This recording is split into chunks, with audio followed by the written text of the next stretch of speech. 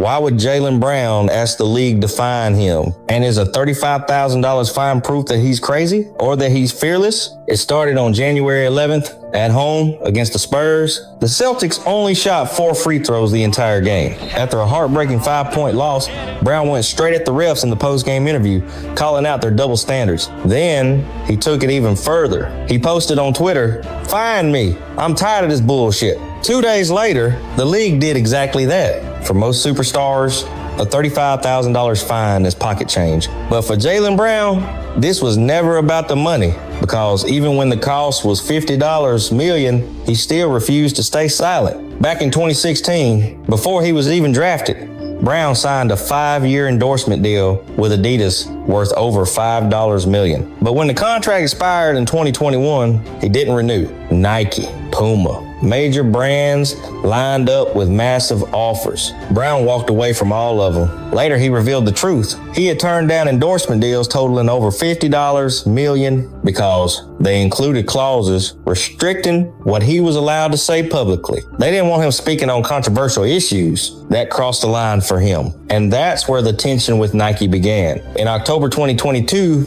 Kyrie Irving shared a film widely criticized as anti-Semitic. The backlash was immediate. Nike cut ties with Kyrie. Nike founder Phil Knight publicly said Kyrie had crossed the line. Jaylen Brown didn't stay quiet. He tweeted sarcastically, "Since when does Nike care about morality?" That was a direct shot. Brown loves Kobe's shoes, but he hates Nike. So he started covering the swoosh with graffiti, not randomly, deliberately. He used his sneakers as a canvas for protest. Tributes to Kobe and Gigi. Messages like, "Just do better," a clear twist on "just do it." He kept doing it until 2024, when he finally launched his own shoe brand. But that same year, the conflict escalated. When Kawhi Leonard withdrew from Team USA ahead of the Paris Olympics, the replacement spot went to Derek White, not Jaylen Brown. This is the same Jaylen Brown who had just won both Eastern Conference Finals MVP and NBA Finals MVP. And suddenly, people noticed something uncomfortable. Outside of Curry,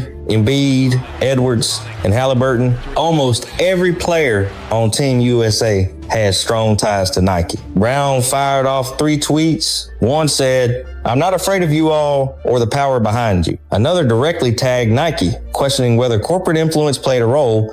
The third, just the eyes emoji. A month later, he dropped a music video titled, "Just Do It." Everybody understood the message, but Jaylen Brown's obsession with freedom of expression didn't come out of nowhere. It started at home. He grew up in an educated household. His father was a former professional boxer. His mother earned a PhD and taught at a university. She taught him early, basketball is how you make a living. It is not who you are. She encouraged him to use his platform to do something meaningful, to fight for education, equity, justice. Brown once wrote to her, "Dear Mom, you taught me to do my homework, my research, and then use my voice. Your lessons have allowed me to learn that there are a group of people that are comfortable being that dominant group, and some people might think there's nothing wrong with the world and that it should stay the way it is.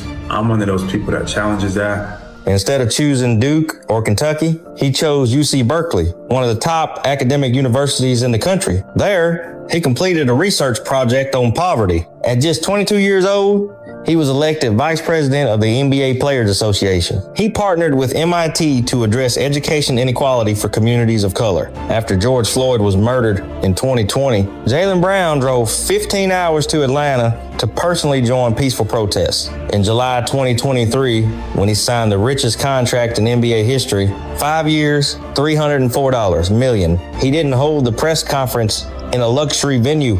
He signed the deal on a college campus and pledged to use his wealth to uplift underserved communities. On January 9th this year, in an interview with Bloomberg, Brown said it clearly, "Some things are more important to me than money." So no, Jaylen Brown isn't crazy. He's just one of the few athletes who actually means it when he says his voice is not for sale.